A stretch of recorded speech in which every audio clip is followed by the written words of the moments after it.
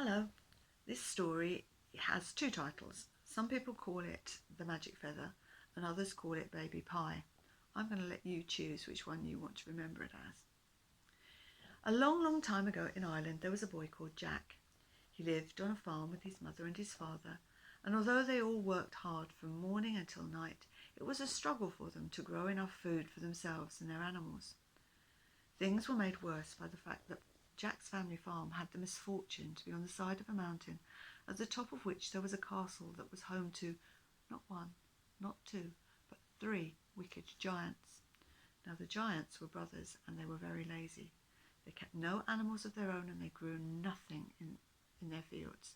Instead, when they were hungry, they simply walked out of the castle, down the mountain, and took whatever they wanted from the nearby farms.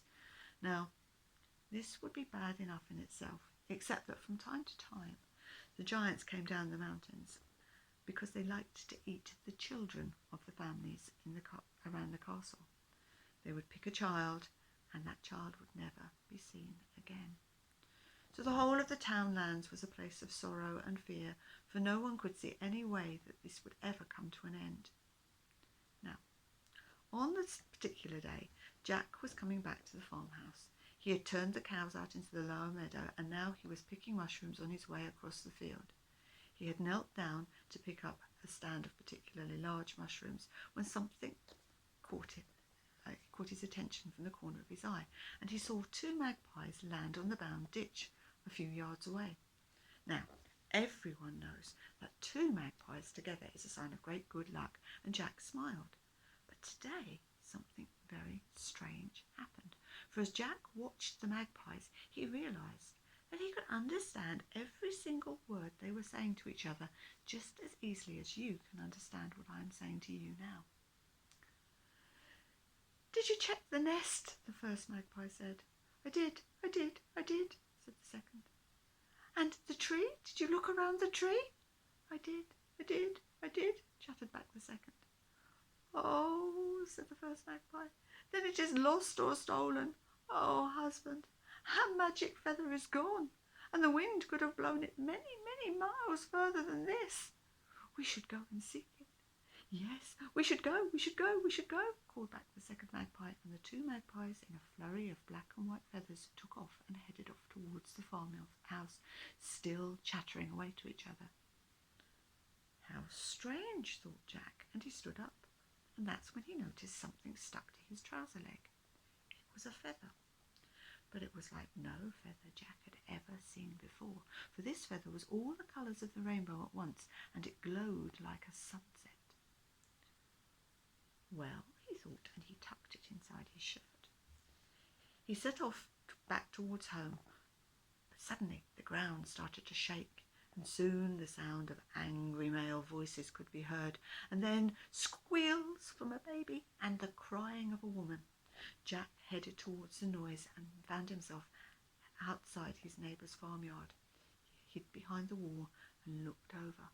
There were three of the ugliest, biggest men he had ever seen, and they were looking at the farmer's wife, who was clutching a tiny bundle to her chest.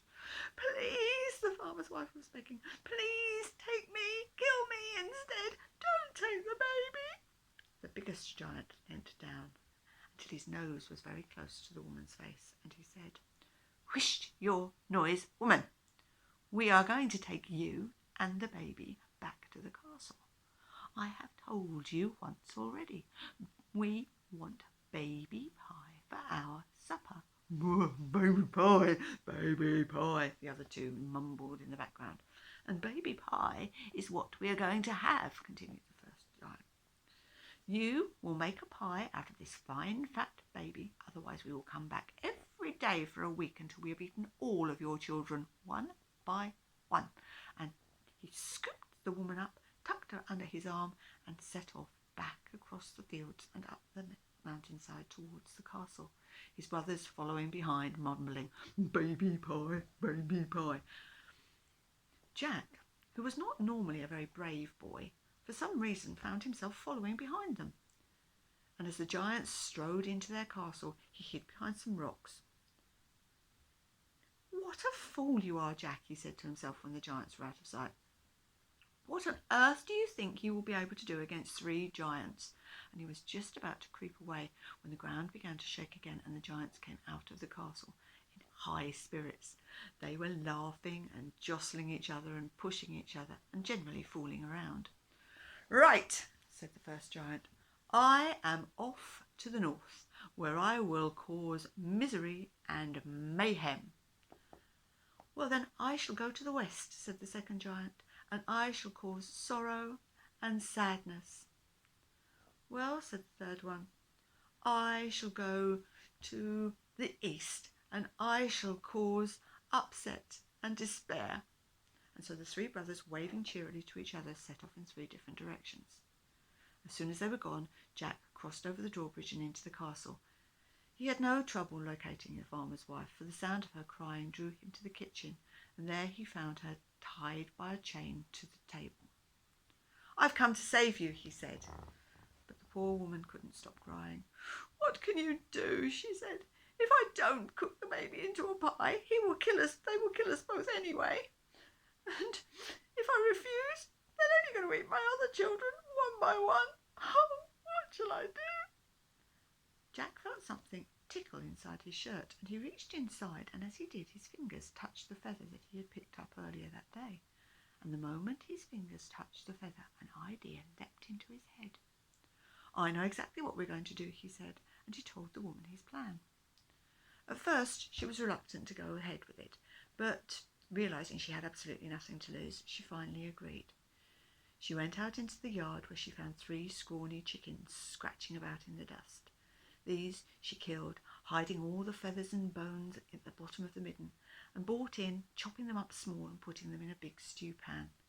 Then she peeled and chopped a mountain of vegetables and put those into the pan as well and set it on to cook. While the stew was making itself, she made the pastry, and at last she poured the filling into 3 great giant-sized pie dishes that she found on the dresser. She was just about to put the pastry lids on the top when Jack stopped her.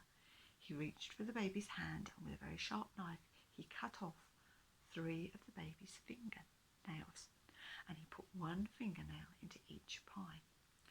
The woman put the lids on the pie and put them into the oven, and then they sat back to wait. Soon the kitchen was full of the most delicious smells, but the day was growing shorter and time was passing, so Jack looked for somewhere to hide. He found a cupboard that was big enough for him to put the baby in, and he and the baby crept inside. Just in time, for a few seconds later the ground began to shake, and into the kitchen came the first of the giants, back from the north. He said, sniffing the air, something smells good, and he sat down at the table. You did put the baby in the pie, woman, didn't you? Because I warned you what will happen if you try and trick me. Yes, the woman nodded, and she handed the pie to the giant, who sat down and began to eat. After a couple of mouthfuls, he stopped, put his finger into his mouth and wriggled it about a bit, and then he pulled out 1 of the baby fingernails. Bah, he said. The pie is delicious, woman, but you did not chop the baby fine enough. For the next baby pie, you must chop the baby even finer. And then he carried on eating until all the pie was gone. He rocked back in his chair and wiped his hand across the back of his mouth. And then he sniffed. What's that? He said. I can smell boy. Now the baby in the pie was a girl, so where is the smell of boy coming from? And he leapt to his feet, sending the chair crashing behind him, and began to search the kitchen.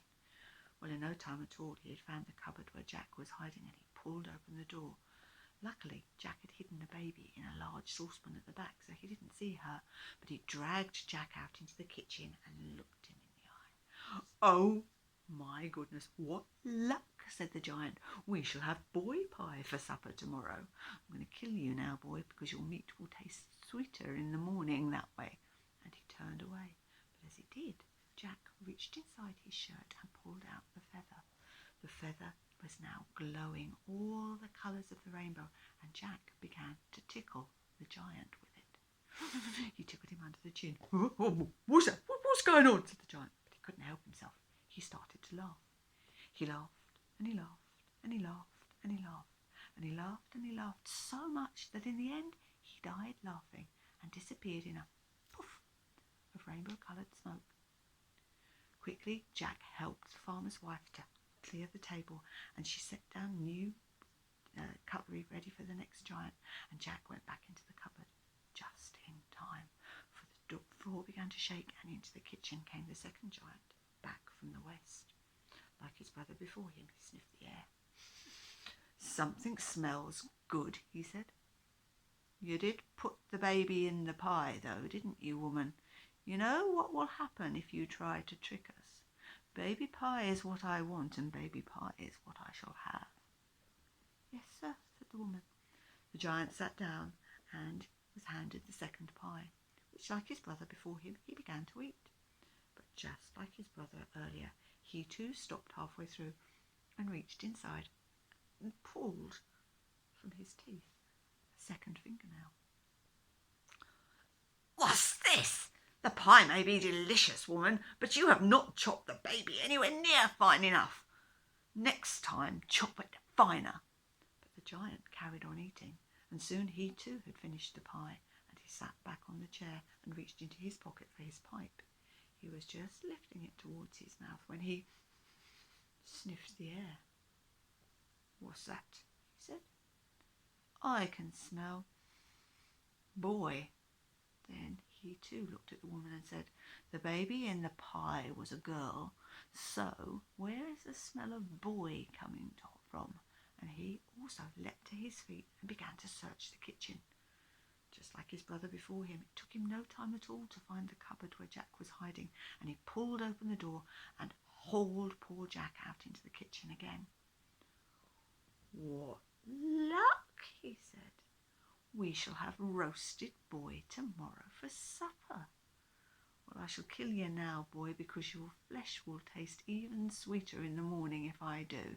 And he, just as his brother had done before, turned away, and that proved to be a big mistake, for Jack reached inside the shirt and took out this now still glowing feather and began to tickle the giant. Just as his brother had done, the giant began to laugh. He laughed and he laughed and he laughed and he laughed and he laughed and he laughed until at last he too died laughing and poof disappeared in another cloud of rainbow-coloured smoke. This time the farmer's wife needed no help in clearing away all traces of his meal, and Jack went back into the cupboard and slammed shut the door just as the ground began to shake and the third giant came into the kitchen.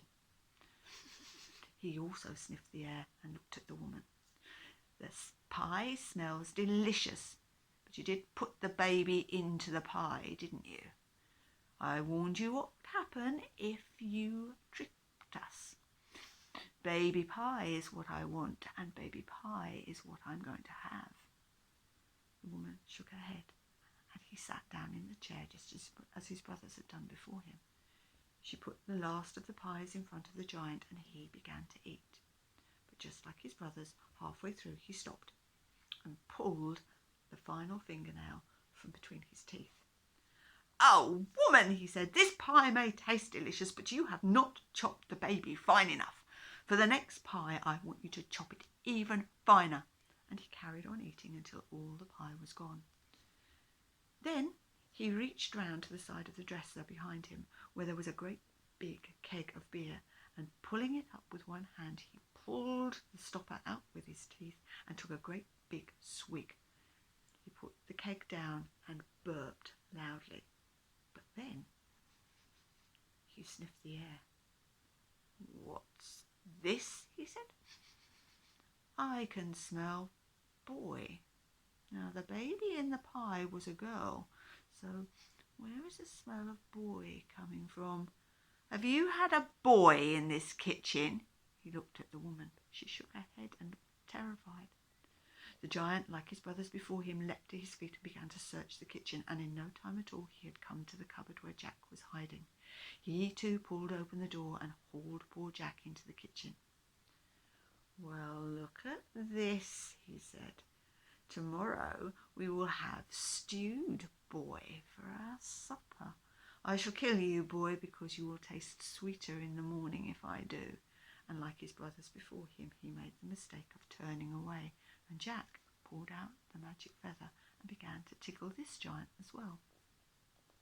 The giant began to laugh, and just as his brothers had done a few moments earlier, he laughed and he laughed and he laughed and he laughed and he laughed and he laughed until he too died laughing and poof, disappeared in a puff of rainbow-coloured smoke. Now all three giants were gone, and Jack, looking on the floor, picked up a key that he found there after the last giant had disappeared and set the woman free from her chains. He took the baby from the saucepan at the back of the cupboard and handed it to the woman and sent her back home, her thanks ringing in his ears. But Jack didn't go straight home. He thought he'd explore the castle and see what he could find. And down some stairs in a cellar, he found the most amazing cache of riches that he had ever seen, for the giants had stolen a great many things over the years, and this was where they stored them. Jack went back to share the news with his family and with his neighbours. But as he went out onto the mountainside, a breeze blew up, and it caught the feather from inside his shirt and took it away. Jack watched as the feather disappeared out of view, never to be seen again. But of course it didn't really matter, because when news of all of the riches in the giant's castle reached their neighbours, they shared it out amongst themselves, and so they were never hungry again, and the fear that they had lived in was gone along with the giant brothers forever. So everyone on that mountainside lived happily ever after. And that's the story of the magic feather, or Baby Pie.